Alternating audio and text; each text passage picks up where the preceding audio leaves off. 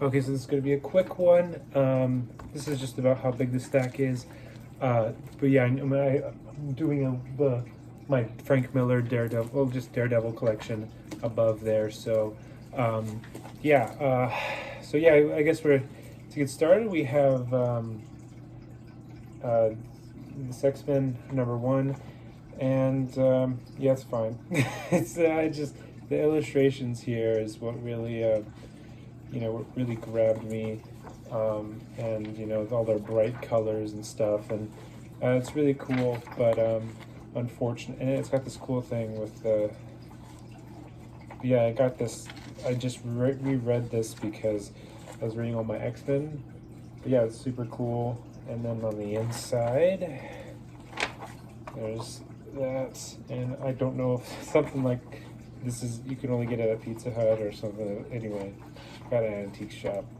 I don't think I'm as enthusiastic as I was in the last video at all.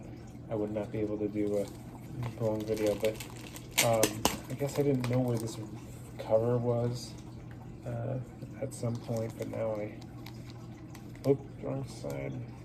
But yeah, it's weird because I think I said I might have preferred this one. I don't know. It doesn't really make itself unique. That's my problem with the X-Men comics. Gosh, I looked at this and I was like, wait, I read that? But yeah, I remember it actually being pretty good. I remember being like, ooh, yeah, this part was pretty cool. But yeah, overall, yeah, I liked it. Boba Fett's really cool in it. I think that just this is for the I read this for the Boba Fett show. Unfortunately, he's much better in that comic there. Next one is, gosh, another one of the ones where I go, I finished reading that. I'm glad I finished reading this because I had this half read for a little bit, but yeah, forgettable. I'm not even proud to own this, really. This is one of those ones I just like, could sell that. Yeah. Yeah, so here's the Daredevil one. I think these are all going to be Daredevil. So this is where my enthusiasm will pick up a little bit. I really want that freaking, oh, it's over there, that Coke I was drinking. But yeah, I read this. This is my second time reading this one, and this is like about like owning the comic books I have. Is I just get to read it. Just read it again, and so yeah, I read it. Very good, Ben Urich. It really encapsulated my love for the character, just strangely. But yeah, Elektra's great in it. She's Kingpin's assassin and everything. But yeah, it's gonna be cool to have all my Daredevils up there. Oh yeah, so this one's 180. Creepy cover, but very weird story as well. Not much else to say. Spoilers for it related to Kingpin. He finds Kingpin's wife down there, something like that. Yeah, Ben Urich is back in it. He's not dead, which I thought he died in this issue, but he didn't. So yeah, that's pretty. I thought it was pretty good. Obviously, not his best work, but pretty good. This one was pretty good. Just keep saying pretty good. But yeah, this was kind of the fallout of Elektra's death. Honestly, can't really remember too many distinct points about it, but let's open it up. I want to say like it was. I don't remember if it was great. I mean, it was especially good, and yeah, it was. I enjoyed it for sure.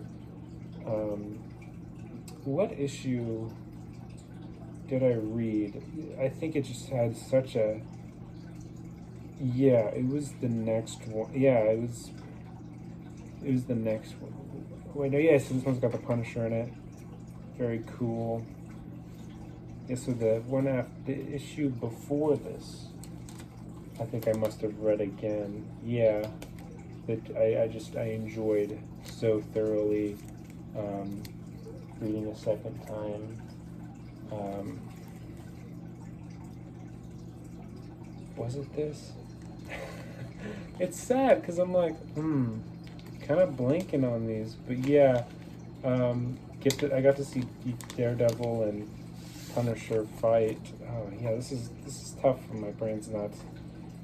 Yes, this one was really good. This one was really good.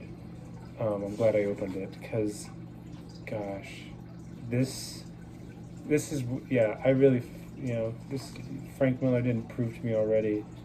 This, like, at first it seems that this little like like side thing with this kid Billy is like, it's just thrown in there.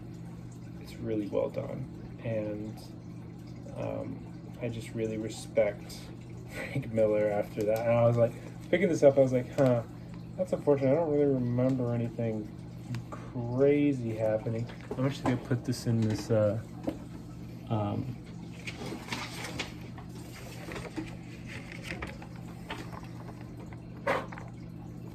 this thing here.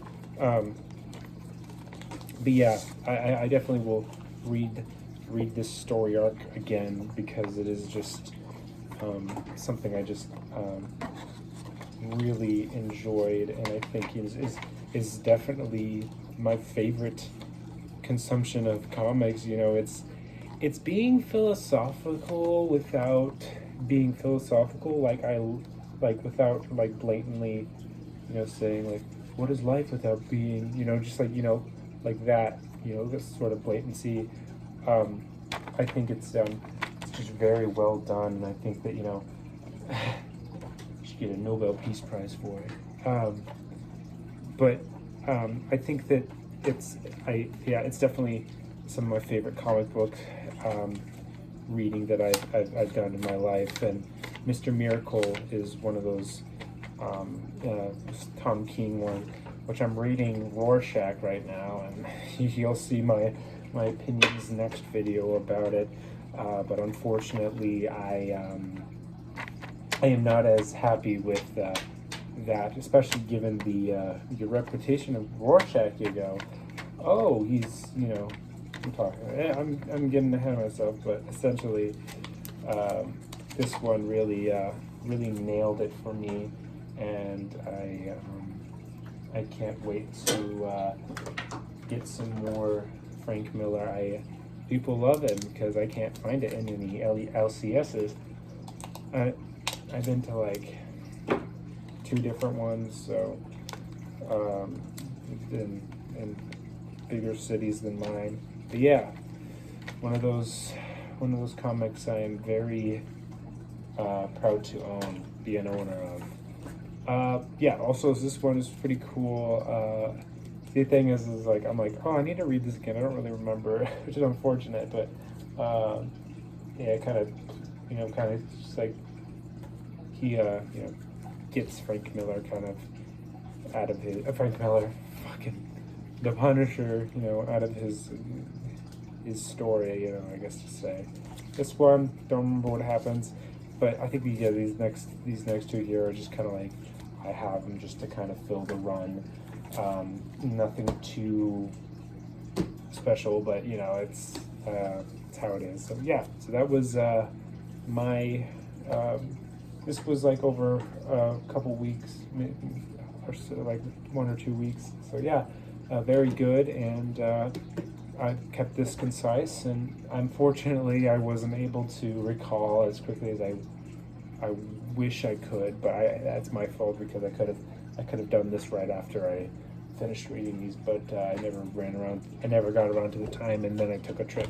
Anyway, thank you for watching, and stay tuned and subscribe for more comic book reviews, I suppose.